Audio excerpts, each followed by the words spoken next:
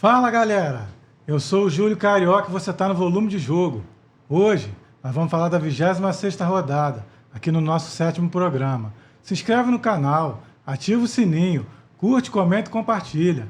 Tiago, passa para eles as nossas redes sociais. É isso aí, Júlio.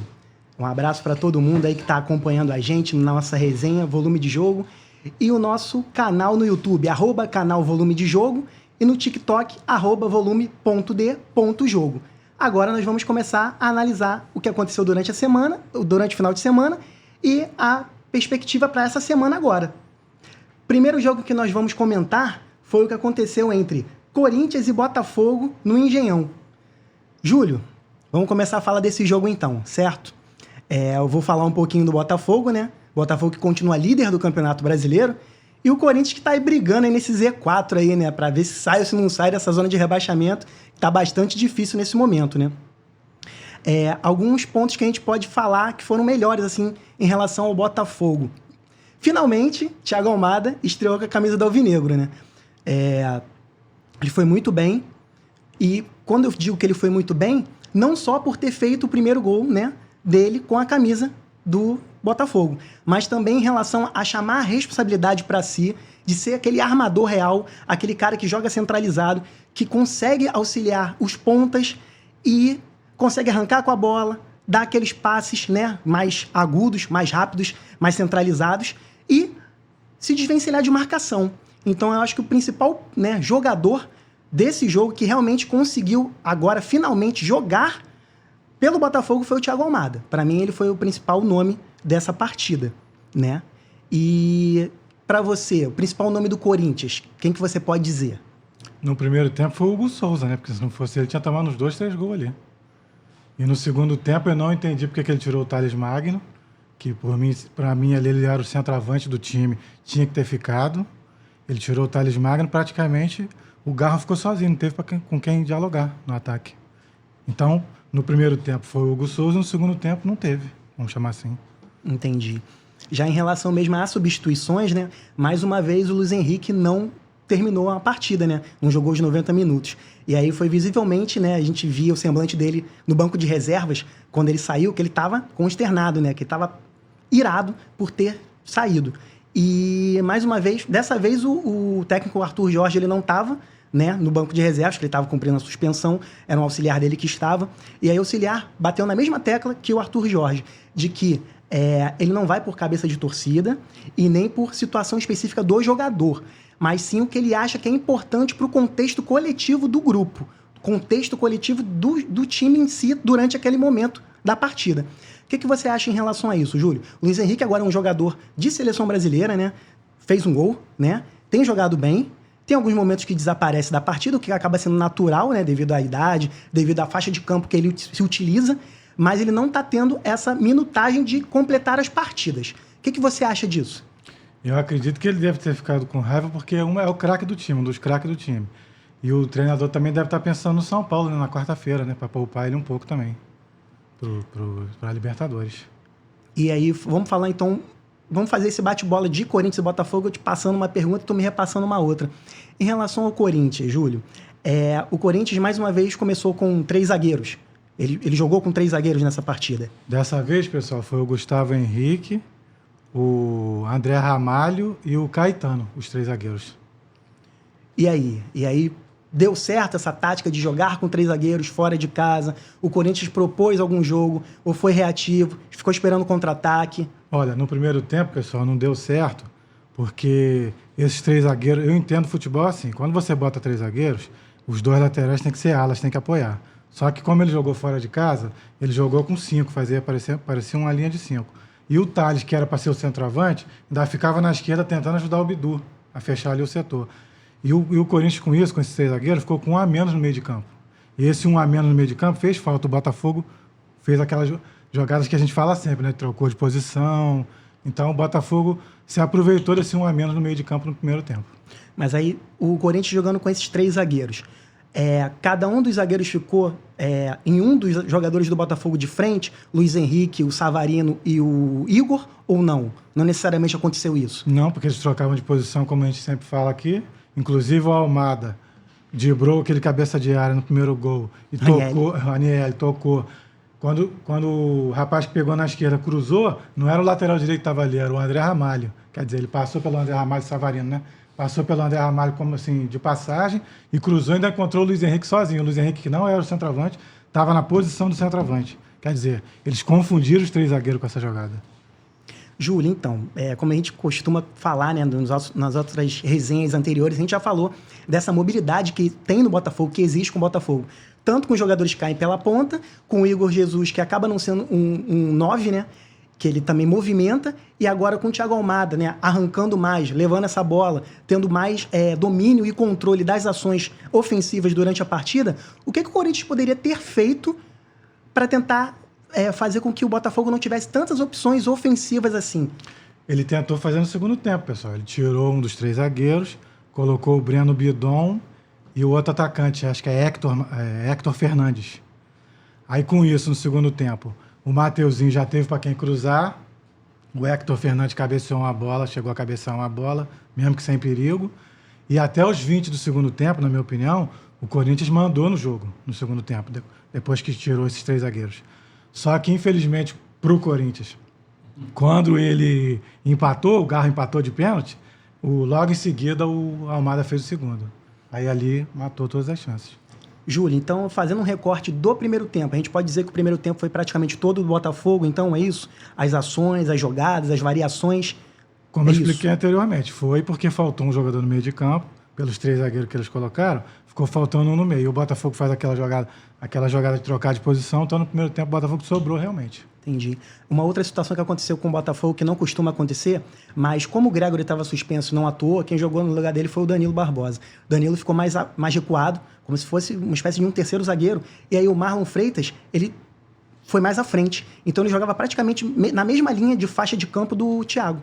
Então, assim, ele não fazia aqueles lançamentos que ele costuma fazer, né? Aquelas variações, aqueles lançamentos em diagonal, mas ele conseguia povoar o espaço que você falou. Então, acho que acabava chegando com um jogador a mais ainda, o Botafogo. Além dos pontas e do Igor, que variava, o Marlon também fazia as funções do Thiago. Então, acabava que estourava, além dos 3 zagueiros do Corinthians, com os jogadores de cabeça de área, que eles não conseguiam ter essa movimentação e essa reação, esse poder de reação. E o Raniel, pessoal, estava praticamente perdido, que os 2 gols do Corinthians foram em cima dele.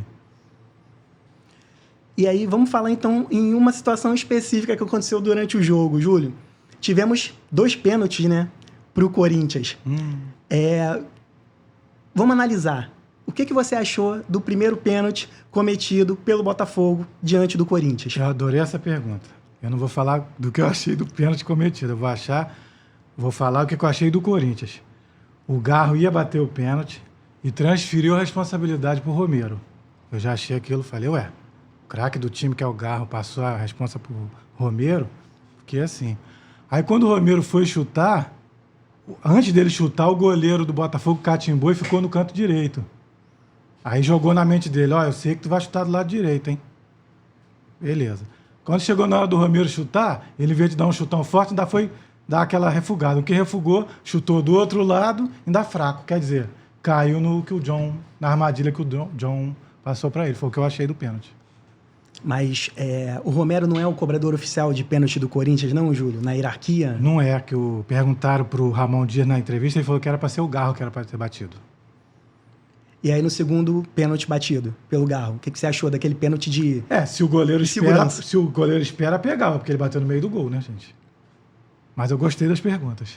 E em relação, agora, à questão mesmo defensiva do Botafogo, porque o Botafogo é um time que leva poucos gols, tem uma defesa consistente, mas no jogo contra o Corinthians acabou fazendo 2 pênaltis. O que você acha que acarretou essa falha de comunicação e de foco nesses momentos cruciais para que o Corinthians conseguisse esses pênaltis?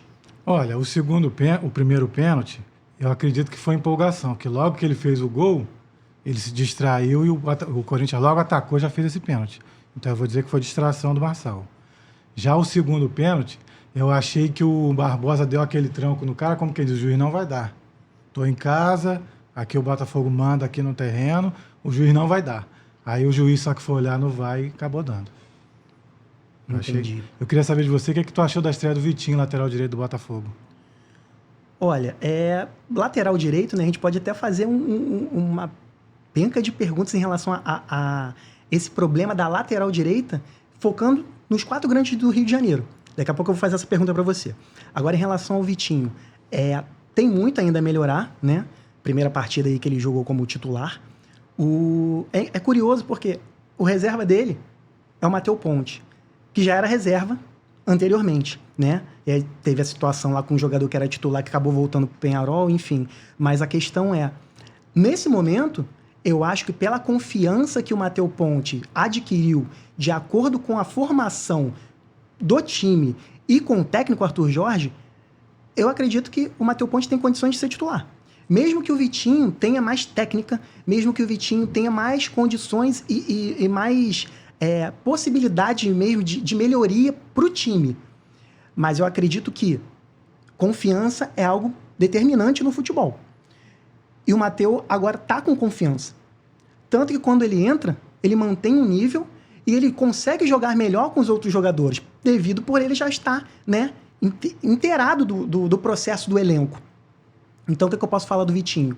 Foi uma atuação normal. Uma nota 5, uma nota 6. Nada de brilho.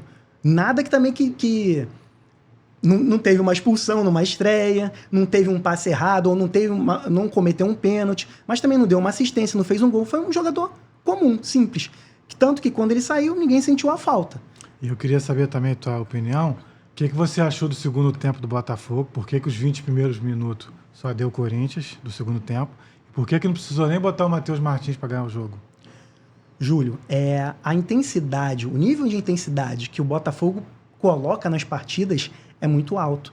É uma carga muito alta dessa intensidade. Tanto na variação, né, de movimentação dos jogadores, como nos espaços preenchidos em campo. Então, assim, durante um primeiro tempo, foi um time muito ativo. Então, foi um time que variava muito essas jogadas ofensivas, né? Só que chega num intervalo, daqui a pouco tem mais competição por aí. Então, assim, eles têm que dar uma dosada, né? É o que acontece. Eu acredito que teve uma mudança de pensamento nesse princípio de segundo tempo. Então, eles pensaram o seguinte, vamos trazer o Corinthians, né, para o nosso campo de defesa, e a partir desse campo de defesa, quando a gente tiver essa bola, quando a gente recuperar essa bola, a gente vai tentar ser muito ágil nessa ligação, né, tipo, dessa transição de defesa para o ataque. Até porque eles têm jogadores que são muito rápidos em questão de tempo de raciocínio e de pensamento, da reação. E como o Thiago Almada estava muito bem na partida, eles pensaram, jogando essa bola no Thiago Almada, ou até no próprio Marlon Freitas, a possibilidade deles fazerem uma jogada muito concreta e rápida para um dos pontas é maior, é dinâmico. A dinâmica do Botafogo muda no segundo tempo a partir do momento que eles trazem o Corinthians. E devido ao que tu falou também, como eles mudam a tática de sair de 3 zagueiros, de jogar com 2 zagueiros, eles tinham que partir para o jogo porque eles...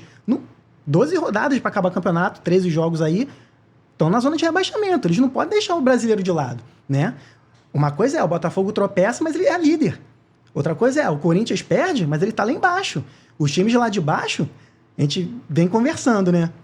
Parece que tem um grupo de times que tá perdendo e não consegue voltar a caminho de vitórias. O Atlético Paranaense é um deles, o Criciúma é um deles. Então o Fluminense voltou a perder. Parece que tem uma galera que tá afim de ser rebaixada, né?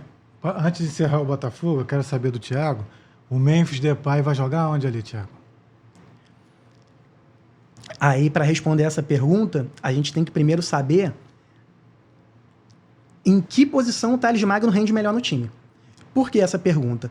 Na coletiva de pós-jogo, né, o técnico Ramon Dias, ele foi questionado o porquê de ter tirado o Thales Magno. Ele falou que ele não rendeu. A resposta dele foi essa. Ele não rendeu de acordo com o que eu esperava. Eu esperava que o time tivesse uma maior intensidade, que tivesse mais vontade de ganhar esse jogo. E foi um caso que não ocorreu. Então eu fiz as substituições para tentar fazer com que o time chegasse mais à frente, tivesse mais possibilidade de gol. Então, antes de saber onde o Memphis Depay pode ser utilizado nesse time do Corinthians, primeiro a gente tem que entender. Thales Magno pode ser utilizado de que forma e de qual é a melhor forma que ele pode jogar para a equipe. Esse é o ponto 1, né? Ponto 2. Memphis Depay vai ser titular, isso é claro, concreto, isso é um fato. E quem vai ser o terceiro jogador nessa trinca? O Yuri Alberto vai ser o titular? O Pedro Raul vai voltar a ter chances? O Garro vai jogar mais adiantado? Então tem uns pontos de interrogação, né, que a gente ainda não sabe como desenvolver, né? Eu acredito que o Memphis deve jogar mais centralizado, mas é uma alternativa. Eu acho que ele vai dar mais alternativas para a equipe do Corinthians. Só que o Corinthians vai jogar para ele? A questão é, o Corinthians nessa situação atual tem condições de botar 10 jogadores jogando para um que está chegando agora? Ou ele vai ter que se integrar e eles vão ter que jogar da melhor forma coletiva possível para sair dessa situação que está acontecendo? Pessoal, agora nós vamos falar de Juventude e Fluminense. Thiago, tenta resumir aí o que é que você achou do jogo. Juventude e Fluminense, Júlio. Eu esperava bem mais da partida, né? Eu esperava que o Fluminense, né, fosse ter as ações do jogo do início ao fim, né? Até porque, pela técnica, o Fluminense tem mais time que o Juventude, né? Só que o Juventude mostrou nessa partida uma coisa que o Fluminense mostrou, vontade. Fluminense tem alguns jogadores pontuais que a gente volta e meia costuma falar dos nomes. E a gente vai novamente falar dos mesmos jogadores. O Serna, que cada jogo que passa mostra que chegou para realmente conquistar essa vaga de titular e que, se for bem aproveitado e bem trabalhado, pode chegar num nível parecido com o do Arias. O Arias é o melhor jogador do time disparado. Isso aí é inegável. E tem alguns outros pontos específicos, como Marcelo e Ganso. São jogadores veteranos que não conseguem terminar as partidas. Só que eles têm uma percepção e uma análise de jogo diferente. Para o futebol brasileiro, eles são acima da média. Não tem como dizer que não. Então, eu faço um recorte do porquê de eu estar falando isso. No primeiro gol no gol do Fluminense, né? Na verdade, só teve um do Fluminense. Quando tem o cruzamento do Serna pro Arias, o que acontece antes? O Thiago Santos pega a bola, faz um lançamento, mas faz um lançamento em diagonal para a ponta esquerda. O Marcelo direciona onde ele tem que jogar a bola. Então, o Marcelo e o Serna estão no mesmo espaço, na mesma faixa de campo, só que um está à frente do outro. O Marcelo meio que aponta, faz um direcionamento para onde o Thiago tem que mandar aquela bola. Ele realmente faz isso. A bola passa pelo Marcelo, chega no Serna, Serna faz o cruzamento. Faz um cruzamento em que a defesa do Juventude fica marcando a bola e o Arias, inteligentemente, consegue pegar de primeira um lançamento, um cruzamento difícil, né? A bola pega uma velocidade quando sobe, depois desce, ele conserta o corpo, e aí eu vou falar que ele conserta o corpo e chapa a bola, porque quando a gente for falar de Flamengo, a gente vai falar dessa análise também. Sim. O que seria consertar o corpo? O jogador tá reto. Se perfilar para sair um bom chute. O jogador né? tá reto, tem uma base, o pé tá certinho, retinho. O chapar aqui tá certinho, reto. Ele só deu uma chapa na bola. Então ele bateu a bola. Ele deixa a bola bater, ele levanta a perna, a bola bate e entra. É perfeito. Assim, é um tempo de reação, de raciocínio, de percepção do que é para ser feito, absurdo. O cara pega um lançamento surreal e consegue fazer essa batida. Só que aí, voltando ao que eu tinha dito, o Marcelo direciona a jogada. Ele não participa enquanto jogador dando o passe, mas ele participa preenchendo o espaço. E quando ele preenche o espaço, a bola tinha começado com o Serna. O Serna deu passe para o Thiago Santos. E o Serna passa pelas costas do Marcelo. Então é uma jogada que não é ali, vamos fazer agora? Não. Isso é treino. Não tem como dizer que isso não é treinado. Entendeu? Então, são situações que o Fluminense faz que aí a gente fica até um pouco triste quando a gente vê que o time tem possibilidades de melhora, mas do nada toma gols em 2 minutos e perde de virada. É o que eu ia te perguntar agora. A que você atribui o primeiro tempo? Começou ganhando de 1-0 fora de casa, que é difícil ganhar do Juventude lá. Nenhum time carioca ganhou lá, gente. E no segundo tempo, parece que em 2 minutos tomou a virada. O que foi? Eles já estavam pensando no Atlético Mineiro? Júlio. O que foi ali? O time do Juventude não é um time ruim. É um time de meio de tabela. É um time que estava disputando aí, né, para conseguir chegar numa semifinal de Copa do Brasil. Não é um time ruim. Então eles têm valores individuais. A questão do Juventude eles têm um ferrolho no meio campo. O que não tem dado muito certo para o Juventude são as conclusões a gol, são os gols. Mas bola aérea, eles são Bola aérea. As percepções de variação da bola chegando e os zagueiros que não conseguem antecipar ou marcam errado tem acontecido no futebol brasileiro e com todos os times. Então, assim, acaba que não é um fator específico do Juventude. Mas a questão é, o meio-campo do Juventude não é um meio-campo ruim, é um meio-campo aguerrido, é um meio-campo que sabe jogar, é um meio-campo combativo. Marcador, né? entendi. Marca bem. Tem o Nenê. Então, assim, se a gente parar para fazer uma análise de cada um dos times do futebol brasileiro, cada um desses times tem um armador, que é o cabeça pensante, que é o cara que vai tirar o coelho da cartola para conseguir fazer essa armação de jogada. No Juventude é o Nenê, né? Só que, no caso, contra o Fluminense, não teve nem os pés do Nenê para isso. O que acontece? O Juventude, como eu disse, não é um time ruim. Só que com o passar do segundo tempo, tiveram as trocas nos 3 jogadores de frente do Juventude. Então, assim, primeiro ponto, jogadores novos chegando, novos em relação à quantidade de minutagem. Então, o cara tá ali, chegou agora, sangue renovado, tá no ritmo, né? E o Fluminense, por sua vez, o que aconteceu com o Fluminense? O Mano Menezes, até na entrevista depois, né, do pós-jogo, ele fala que o Marcelo cansou, como eu disse. Marcelo e Ganso são jogadores que não vão conseguir fazer minutagem de 90, 100 minutos por jogo. Marcelo cansa, e aí o que o Mano pensa? Vou trazer o time um pouco mais para trás, mas não para recuar totalmente e dar campo, e dar possibilidade para o Juventude. Mas ele bota o Felipe Melo. Ele bota o Felipe Melo e muda a estratégia do time. O Felipe Melo não vira um lateral, ele joga mais como defensor. Só que aí, o que acontece nesse caso? Se você joga com... voltou a ter 3 zagueiros, está com 3 zagueiros, os caras do meio, eles têm que ter mais percepção, têm que ter mais vontade. Fechar o lado, né? Fechar os espaços. Entendi. E ontem, infelizmente, um jogador destoou, que foi o Nonato. Os 2 lances de gol do Juventude, não vou botar na conta do Nonato, porque foram falhas coletivas. Mas o Nonato poderia ter tido a possibilidade de fazer uma marcação mais forte e mais firme nos jogadores que acabaram livres para fazer os gols do Juventude. Então ele acabou não dando certo, né? Acabou que não deu certo a estratégia do Mano. E ele fala que não deu certo por quê? Ele voltou a fazer um esquema quando bota o Felipe Melo, só que depois ele falou que o Thiago Santos cansou, teve cãibra. Então teve que desfazer o que ele quis fazer. Então é meio complicado. Fazer. Você tá com um time, você troca a estratégia e logo em seguida você tem que voltar ao que estava. Então, assim, até ter aquela assimilação, assimilei a ideia, acomodei, vou fazer. Não dá. É questão neurológica, né? Alguns vão mais rápido do que outros em relação aos jogadores.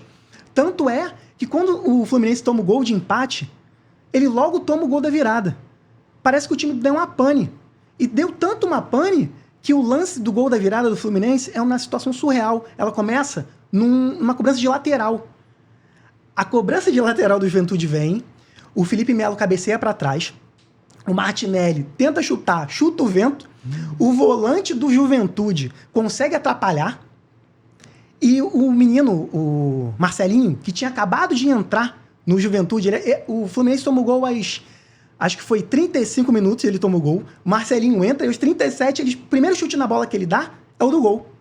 A bola resvala ali na grande área, sobra para ele, o volante do Juventude chega, todo mundo fica meio que acuado, o Felipe Melo dá a cabeçada, o Martinelli chuta o vento, e aí o Marcelinho vem livre. Quem era o jogador que tinha que estar no início da marcação do Marcelinho e deixa ele continuar a trajetória dele livre? O Nonato.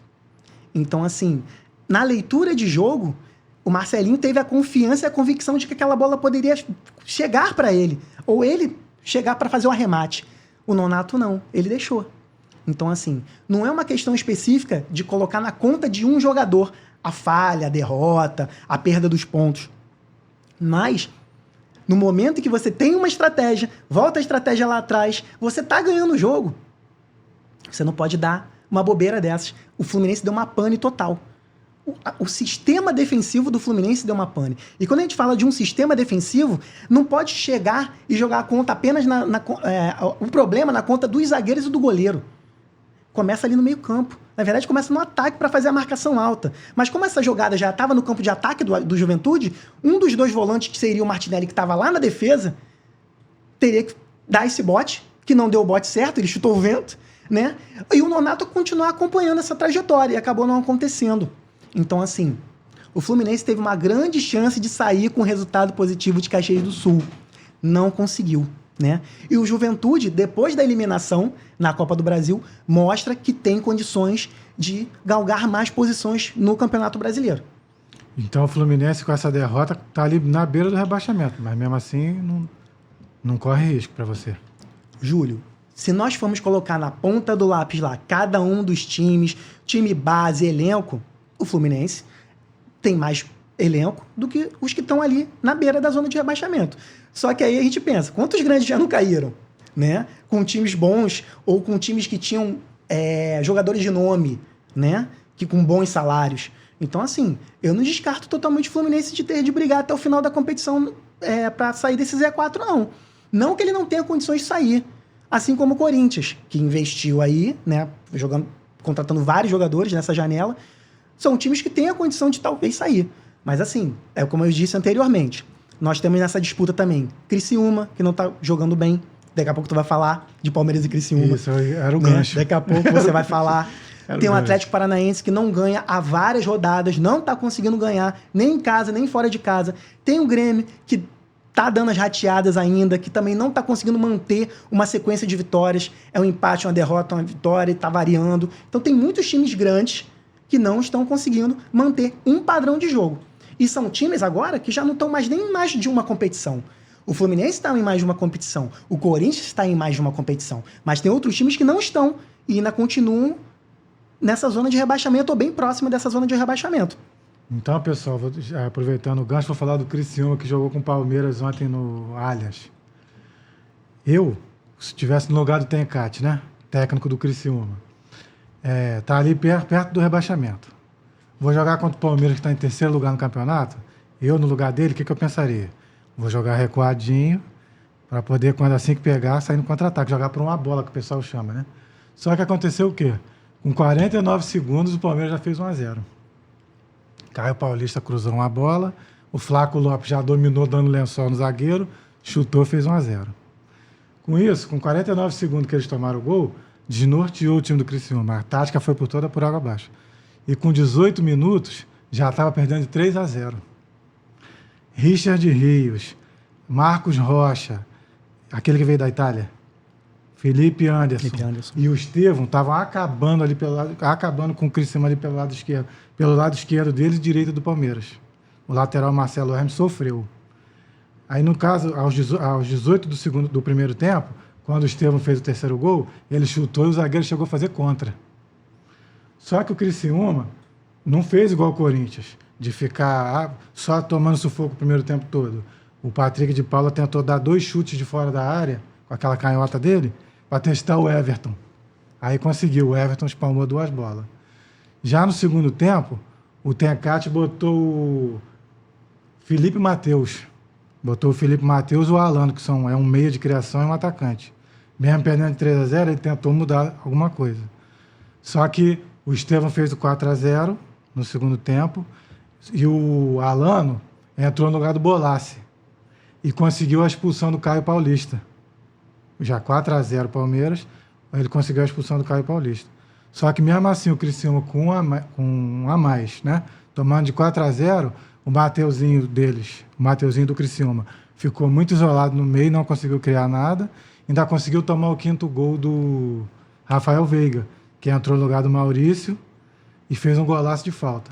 E o Palmeiras, com essa vitória, pessoal, passou de terceiro para segundo lugar no campeonato. É o que eu posso falar do jogo. O que você acha, Thiago? O Estevão está arrebentando isso tudo aí mesmo? Ou é porque ontem o Criciúma era um time mais... O que você achou, Estevão? Júlio, o futebol... Ou ele está sendo ajudado por esse meio de campo? O futebol brasileiro acaba que, né, tem duas vertentes diferentes, né, algumas temporadas que vem acontecendo, né? Tem os jogadores que estão em término de carreira, né, já passaram dos 32, 33, 34 anos e estão querendo voltar, né, para o futebol nacional. Já fizeram a carreira deles de lá fora, passou por seleção brasileira, times internacionais e estão voltando para o futebol brasileiro. Esse é um ponto. E o outro são os jogadores que, com 16, 17 anos, né, são muito acima da média dos jogadores dessa idade deles, da base, ou seja, eles já começam a ter um tipo de destaque na própria base, e aí no sub-17, no sub-20, e eles já acabam precocemente indo para o profissional. O Estevão é um desses casos. O Estevão é muito acima da média dos jogadores da idade dele, né? Se vai ser um craque, se vai ser consolidado como um craque, não tem como ainda ter essa garantia. A garantia que a gente tem é que, muito em breve, ele vai para a Europa. Ele não fica no futebol brasileiro por muito tempo, não vai ficar. Os times europeus têm essa prerrogativa. Vem uma joia, uma base, paga o dinheiro que tiver que pagar, porque eles sabem que é um valor de mercado muito grande.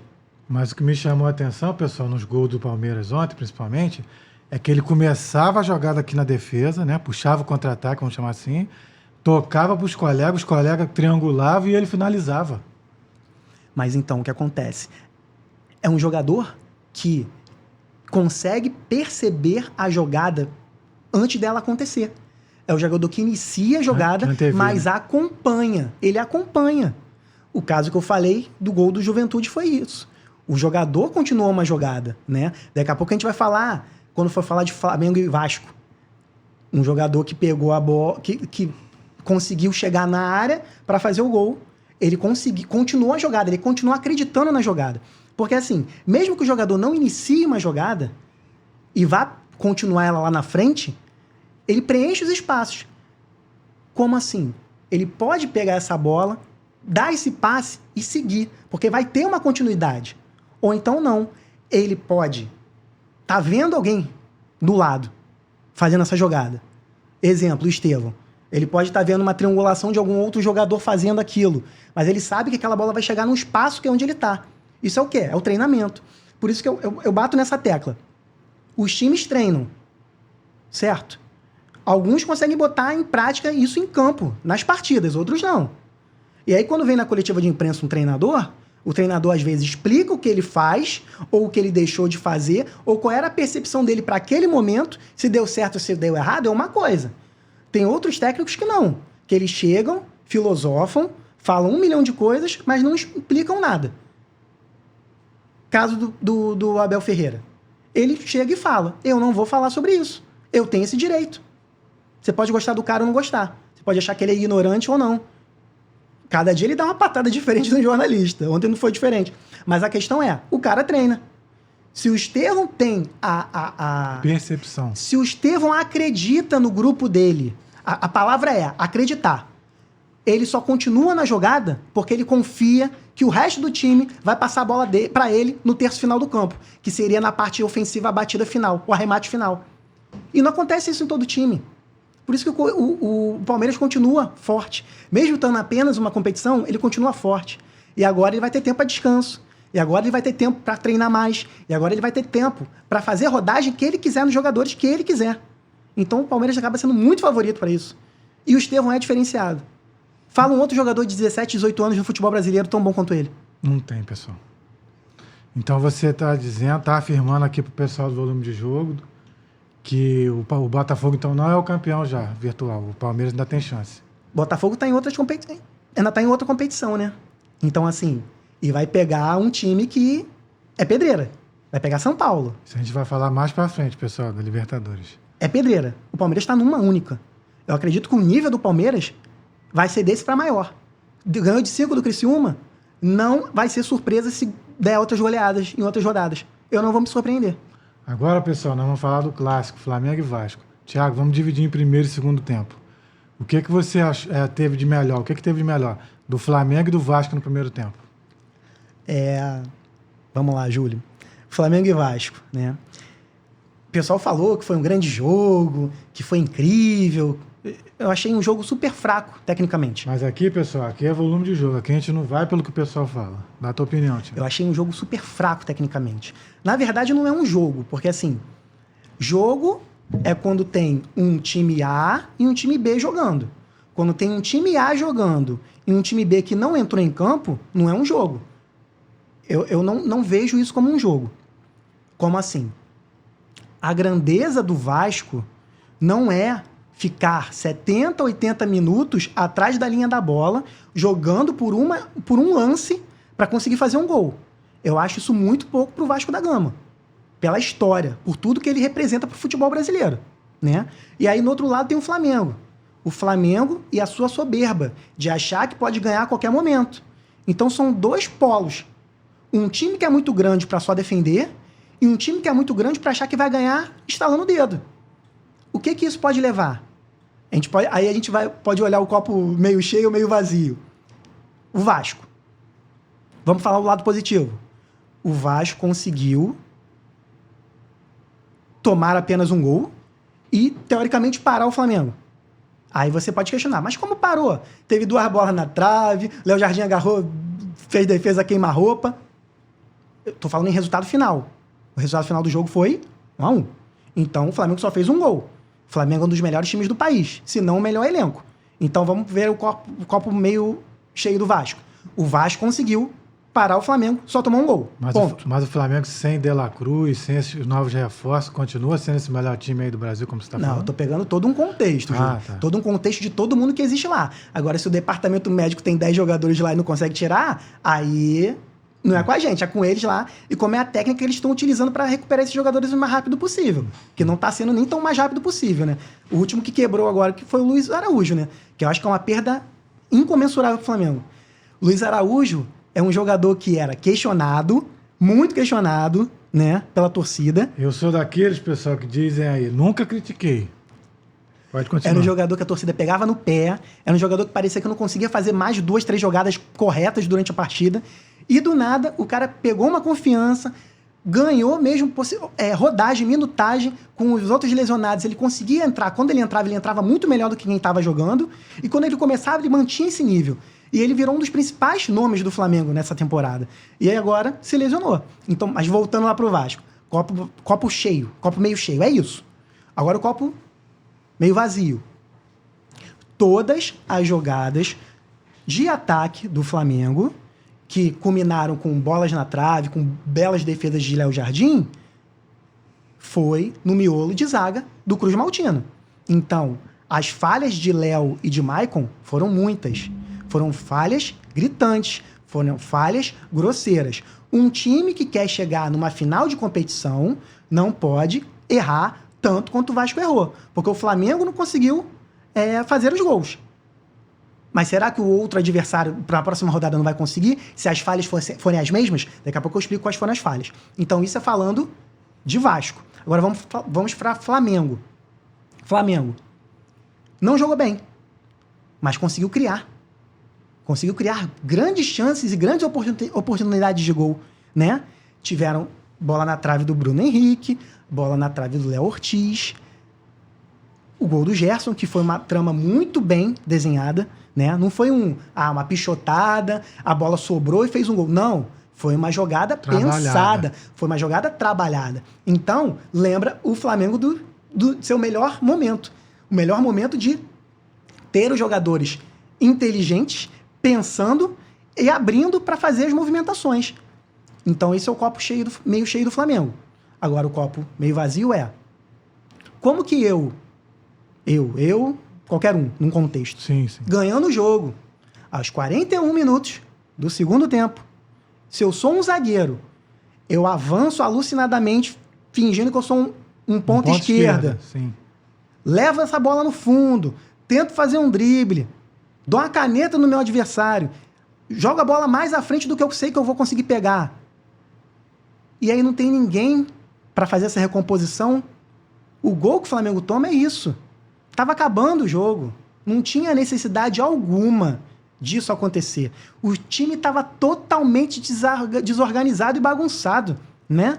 A gente via que quando o Ryan pegou essa bola, Fabrício Bruno não estava com condições físicas para estar ali, naquele meio campo. O Ryan passou por ele, que se ele tivesse 100%, ele não ia passar.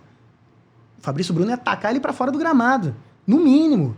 Então, assim, Everton Araújo é um garoto que tem condições. É promissor, pessoal. É uma promessa. Daqui a pouco pode estar indo lá para fora, né? Jogando com essa maioria, com essa quantidade de craques que tem ali no Flamengo, ele só tem a evoluir. Ele não tem como involuir. Ele não tem como retroceder. Mas ali é hora de parar a jogada. Não é para deixar o outro jogador seguir, né? E aí acaba que isso é a questão específica do copo meio vazio do Flamengo. Talvez essa prepotência, talvez essa arrogância de meu time é muito superior ao adversário. Então a gente vai levar, a gente vai partir e a gente vai tentar até o final. E se não der, lá atrás alguém resolve. Foi a minha percepção que aconteceu. Depois a gente vai analisar o lance, tá?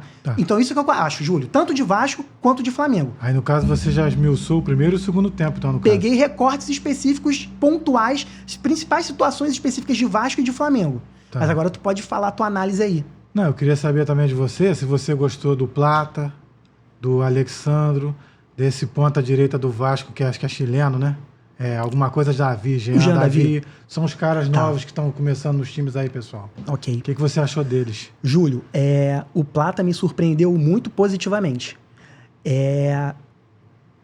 Tanto em questão de mobilidade, né? Como em questão de força, né? Já diziam que ele tinha uma força física meio de arranque. Eu não conhecia esse jogador, só de nome, pessoal. Pode continuar. E foi mostrado isso mesmo, né? Ele ainda pode estar ainda tá empolgado. Ele pode ainda estar fazendo ainda É normal, ainda tá estreando. O pensamento dele ainda pode estar errado para uma ou outra situação de jogo, de jogada. Podia ter ido pela esquerda, mas foi pela direita. Mas isso é natural. Tomada de decisão. Isso é natural. Ele tá chegando agora. Então, assim, mas mostra talento. Mostra... O que ele mostra? Ele mostra que ele tem velocidade e ele tem força física. Isso é importante. O Flamengo tá numa Libertadores. Vai pegar o Peñarol. Precisa de gente que chegue com vontade. Não vontade de bater, ser expulso no jogo de estreia. Não é isso. É vontade e percepção de seguir na jogada. O lance do gol do Flamengo. O lance da batida do Bruno Henrique, que foi na trave. Que ele faz a cabeçada, ele dá a cabeçada, é a percepção que ele tem do cabeceio pro Bruno Henrique. Foi uma cabeçada consciente, pessoal, para deixar o companheiro na cara do gol. Então, assim, você vê que ele é esperto, né? Ali ele podia pensar mil coisas. É o que veio na ideia, na hora, e ele conseguiu ainda dar uma assistência, né, para finalizada do Bruno Henrique. Então, assim, eu achei o Plata um jogador muito interessante para um contexto de Flamengo. Só que aí é aquela mesma situação quando tu me pergunta de Corinthians.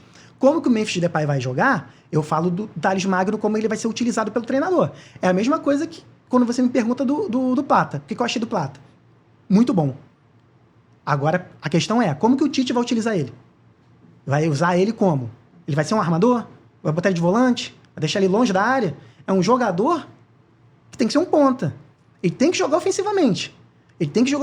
Porque dá pra ver que, defensivamente, ele fica perdido. No lance do gol do Vasco, em que o Flamengo estava todo bagunçado, pela direita tinha o Gerson e o Plata. Eles estavam perdidos na direita, como todo o resto do time. Teve uma desorganização total. Então dá pra ver que o Plata é muito bom ofensivamente. Mas para recomposição, ele ainda vai ter que entrar no eixo do time. Até porque, né, a gente não sabe nem qual é o time titular real do Flamengo hoje, né? Mas então o Plata é isso. Muito bom jogador. Vai agregar valor absurdo a esse elenco, né? Alexandro é um jogador que já é experiente, né? Então, assim, tem as características de levar a linha de fundo, fazer um bom cruzamento. O meu questionamento é: Alexandro vai conseguir jogar todas as partidas do Flamengo? Esse é o meu questionamento. Por quê? Aí eu falo novamente do segundo gol do Flamengo. Tá bom que ali não é um contexto porque todo mundo tava bagunçado. No caso, o gol de empate do Vasco. No gol de empate do Vasco. Alexandro era o jogador que estava no meio da área do Flamengo. Ele estava como se fosse um zagueiro ali, né? E o Felipe Coutinho antecipa a cabeçada no cruzamento do Pumita. O Alexandro espera a bola chegar. Ele não antecipa. Ali não precisava nem de cabeça. Ele podia botar o corpo, ele podia ou ficar junto com o jogador. Ele deu espaço total. Era final de jogo? Era final de jogo. Dá pra crucificar? Não dá pra crucificar. A questão não é essa. A questão é, o Vasco, hoje, não é adversário do Flamengo. Isso eu tô falando num contexto de competições.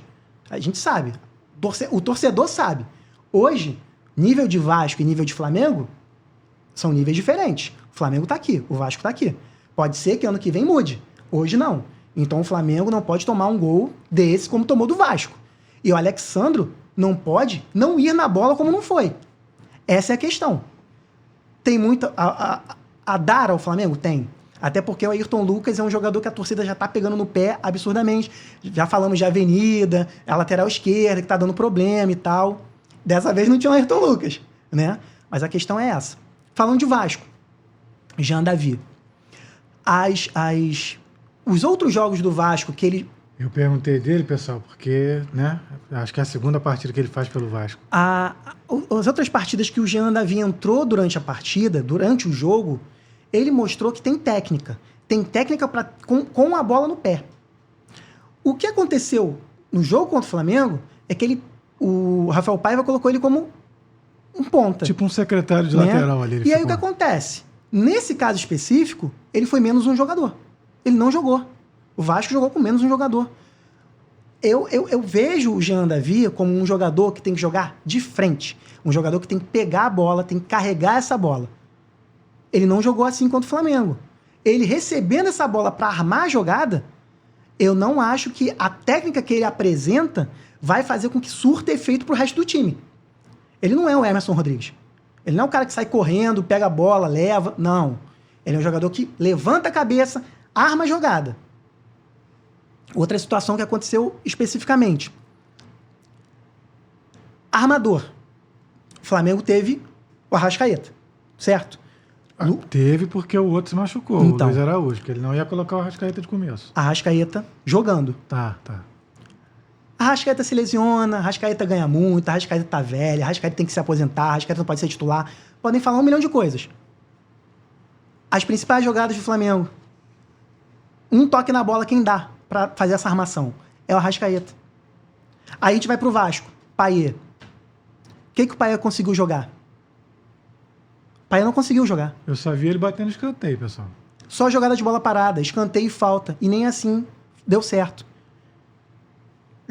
Os times de Flamengo e Vasco jogaram com um armador específico que fazia essas jogadas. O Arrascaeta conseguia deixar os outros jogadores na cara do gol. O Payet não conseguiu. Então tem isso também. O Flamengo jogou. O Vasco assistiu. Antes de encerrar o assunto desse clássico, pessoal, eu quero que você comente a estrela do Paiva, que a gente tem sempre falado aqui nos últimos programas. Que ele coloca os jogadores no segundo tempo e os jogadores participam dos gols do Vasco. O que é isso? Ele confia no jogador, ele passa a confiança, ele treina e lá na hora executa. O que é isso? Que ele sempre que bota o cara do segundo tempo, o cara que ele bota ajuda o Vasco a fazer gol.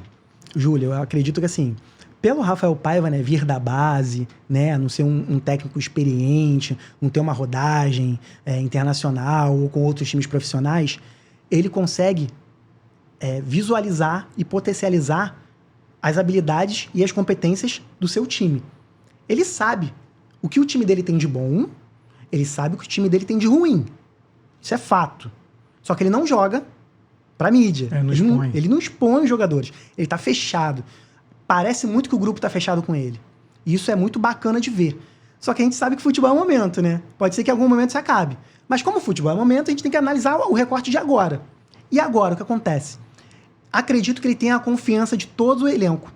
Até o próprio Payet, no início, quando ele tirava, né? Ele saía meio emburrado. Ele saía emburrado, nervoso, ficava aquela cara de poucos amigos. Hoje você não vê mais isso. Hoje você não vê isso em jogadores do Vasco, né? Você teve o caso do Léo, né? Que perdeu a posição, o zagueiro. Você vê o quanto ele fala bem, o quanto ele abraça o jogador. Mesmo que o jogador tenha uma falha, mesmo que o jogador não esteja bem naquele momento, ele abraça o grupo, né? Ele é o tipo paizão do grupo. Então, o que acontece? Eu acredito que, né, junto com a fisiologia do clube, eles devem fazer essa questão de minutagem. Tanto é que eles fazem essa minutagem que calhou de, no final do jogo, os jogadores que participaram do gol de empate, né, serem jogadores que entraram no segundo tempo, né, que foi o Ryan, né, o Emerson Rodrigues, o Pumita e o Felipe Coutinho. Então, todos eles participaram do lance do gol de empate do Vasco, né? Não é uma coincidência. Eu não acredito que seja uma coincidência. São jogadores que já estavam, né, com mais vigor, até porque eles tinham entrado há pouco tempo. Então, esse é um ponto 1. Ponto 2, o adversário foi todo para cima, então eles conseguiram se adequar, especificamente nas posições e nos espaços do campo, né? E o ponto 3, a confiança. Um técnico que te fala que você tem condição, vai te dar confiança para que você tenha a possibilidade de fazer aquela jogada até o final. Talvez, se fosse há semanas atrás, o Ryan não tentasse o drible, o Emerson Rodrigues não trouxesse a bola que ele pegou na ponta para o meio, o Pumita desistisse da jogada na lateral e não fizesse o cruzamento. E o Felipe Coutinho não tivesse a convicção de sair do meio campo e chegar na área para fazer essa cabeçada. Eu acho que isso é muito de confiança. Então, assim, foi um empate com gosto de vitória pro Vasco. Porque ele teve a convicção de que ele tem a vontade do início ao fim. E foi um empate com gosto de derrota pro Flamengo, que foi supremo durante praticamente todo o jogo e teve esse banho de água fria no final, né? Eu acho que os dois times têm a evoluir. Os dois times têm a evoluir. E eles podem se encontrar ainda aí esse ano. Isso é um assunto para mais para frente. Agora, pessoal, nós vamos falar dos cariocas que vão disputar a Libertadores no meio de semana. O primeiro jogo que a gente vai tentar analisar, prever para vocês o placar vai ser Fluminense e Atlético Mineiro na quarta-feira às 7h. Thiago, primeiro jogo das quartas de final, Fluminense e Atlético Mineiro aqui no Rio. É um placar assim que você pudesse... Gente, o que nós precisamos analisar é o seguinte. Fluminense e Atlético Mineiro do Campeonato Brasileiro, eles são um. Fluminense e Atlético Mineiro de Libertadores é outra história. Fluminense deu a vacilada, deu a rateada contra o Juventude. O Atlético Mineiro está poupando o time, praticamente todo, do brasileiro, focando na Libertadores. Tem chance de ser um grande jogo. Fluminense joga em casa. Primeiro certo? jogo, isso. Acredito que o Fluminense ganhe esse jogo. Margem mínima. Acredito que o Fluminense consiga uma vitória. E assim, aí eu vou abrir um adendo pro técnico do Atlético Mineiro. Milito. O Milito. O Milito, na coletiva de imprensa dele, o Atlético Mineiro perdeu pro Bahia de 3-0. Então, assim, ele falou o seguinte: nós estamos muito irregulares. E foi o que a gente falou na última resenha nossa, que o Atlético Mineiro é um ponto de interrogação. Então, o próprio Milito disse isso na coletiva dele. Falou, nosso time tem muita irregularidade. Mas ele meio que falou assim, nós não fazemos isso por mal. O que ele disse em relação a isso? O time dele de Copas, eles conseguem ter uma concentração de que no Brasileiro eles não estão tendo isso. Ou seja, torcida do Fluminense é para abrir o olho, porque o Fluminense vai disputar e vai lutar contra o Atlético Mineiro. Só que não é o Atlético Mineiro do Brasileiro. Mas eu ainda assim acredito que o Fluminense consiga essa margem de 1 gol de diferença nesse jogo de ida. E você, Júlio, o que você pode falar? Eu acredito em 1-0 Fluminense, pessoal. E o próximo jogo que a gente vai tentar prever para vocês é Botafogo e São Paulo, na mesma quarta-feira, 9h30 no Engenhão. Botafogo e São Paulo, né? Falar bem do Botafogo tem sido muito fácil ultimamente, né? O time que joga mais bonito e tem mais variações de jogadas com os principais jogadores ofensivos e não tendo desfalques, acaba sendo melhor ainda, né? Com o Arthur Jorge podendo ter várias opções. Mas aí é uma outra questão. O São Paulo também poupou no Brasileiro. São Paulo ganhou do Cruzeiro, fora de casa, gol do William, aquele William que a gente falou que tá brilhando aí, vai ser um novo jogador aí que vai brilhar no futebol brasileiro em breve. São Paulo ganhou. E tem o Zubeldia. Não vai ser fácil pro Botafogo, mesmo. Mas o Botafogo joga em casa. Isso. Então, assim, eu vou manter essa nuance de time jogando em casa, na Libertadores, estando fechadinho, estando bem, acredito que o Botafogo também consiga a vitória contra o São Paulo, mas por margem mínima também. Eu acredito, pessoal, que o São Paulo, como é um time tarimbado em Libertadores, e o Botafogo, quando jogou com o Bahia na Copa do Brasil em casa, empatou de 1-1, eu acredito que vai ser 1-1, São Paulo e Botafogo, aqui no Engenhão. Agora, pessoal, vamos falar de Flamengo e Peñarol, quinta-feira às 7h no Maracanã. Fala, Thiago, o que você acha? De placar, assim, sugestão. Palpite, né? Flamengo e Peñarol, gente. O técnico do Peñarol é Aguirre, né? E ele falou o seguinte, o jogo vai ser decidido aqui. E quando ele fala aqui, vai ser decidido lá no campeão no do campo Cibo? dele. Eles falaram. O Aguirre falou, deu uma entrevista falando. Uhum. Eu achei engraçada a entrevista do Aguirre porque ele falou assim, nós estávamos pensando em jogar contra o Flamengo antes mesmo do jogo contra o The Strongest.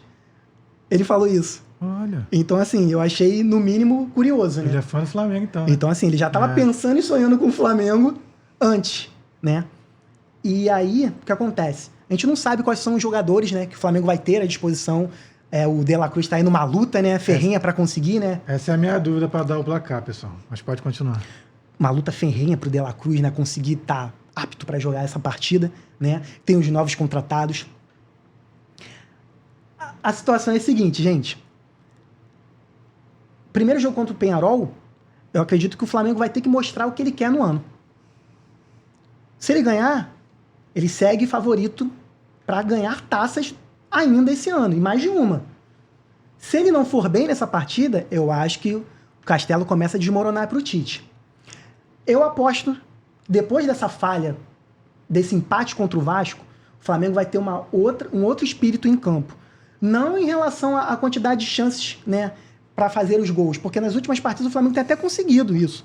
Só que eu acho mais em questão de concentração de arremate final, né, e de estar ligado durante os 90 minutos da partida. Acredito que o Tite vai colocar em campo jogadores que estejam 100% das suas condições, o que não aconteceu contra o Vasco. Tinha jogador ali que não estava com condição de jogar e ele botou. Acredito que contra o Peñarol ele vai botar a força máxima que tiver condição. Pensando dessa forma, Peñarol, pelo que o Aguirre falou, vai vir fechado. Mas eu acredito que o Flamengo vença. Acredito em vitória do Flamengo no Maracanã. A minha dúvida, pessoal, é o que ele falou. Se o Flamengo jogar com os principais que puderem jogar, eu acredito em 2-0 aqui. Agora, Thiago, fala dos brasileiros que vão jogar pela Sula. Em relação à Sul-Americana, pessoal, a gente vai fazer o recorte como a gente falou de Corinthians, né? Então a gente vai falar de Corinthians e Fortaleza, né? Esse vai ser o jogo de brasileiros que a gente vai falar pela Sul-Americana. Onde é o primeiro jogo? Não sei. O primeiro jogo vai ser lá, acho que é no Fortaleza, lá em Fortaleza. O que você acha, Júlio? Eu tenho a minha opinião aqui. Olha, se for o Corinthians que jogou contra o Botafogo, o primeiro jogo sendo lá em Fortaleza, eu acredito em 2-0 Fortaleza. Aí, novamente, Vojvoda, nessa última partida do Fortaleza, só 2 jogadores titulares jogaram. Só o goleiro, o João Ricardo, e o Felipe Jonathan, que jogou como lateral esquerdo, porque o Bruno Pacheco estava lesionado. E o Cardona estava suspenso. Ou seja, Fortaleza está levando muito a sério a competição. Acredito que o Fortaleza vai vencer o Corinthians. Até porque o Corinthians está esse turbilhão de emoções aí. Acredito que o Corinthians não consiga essa vitória, não. E tem mais algum brasileiro disputando a Sula, o restante da competição? Isso aí, Júlio. Nós temos mais 2 brasileiros que também vão disputar ainda as quartas de finais da Copa Sul-Americana. O Cruzeiro, gente, vai pegar o Libertad fora de casa. O Cruzeiro que também tem uma variação aí de jogos, né? E de vitórias, empates, perdeu para o time reserva do São Paulo no Brasileiro. Mas na Sul-Americana eu tenho total confiança no Cruzeiro. Eu acredito que fora de casa ele vai conseguir pelo menos arrancar um empate. O que você acha, Júlio? Eu acredito em 2-1 Cruzeiro, pessoal. E para finalizar, nós temos o nosso Atlético Paranaense enfrentando o Racing. O que acontece, gente? O Atlético Paranaense está há vários jogos já sem vencer, né? Tanto dentro de casa quanto fora de casa. Não está numa fase boa. Mas mesmo assim, eu acredito que agora vai desencantar e o Furacão vai voltar ao caminho das vitórias, vencendo por um placar magro dentro de casa. E você, Júlio? Atlético 1-0, gol de Carnóbio. Então, são esses os brasileiros também na Copa Sul-Americana, gente. Agora, pessoal, o volume de jogo de hoje está chegando ao fim.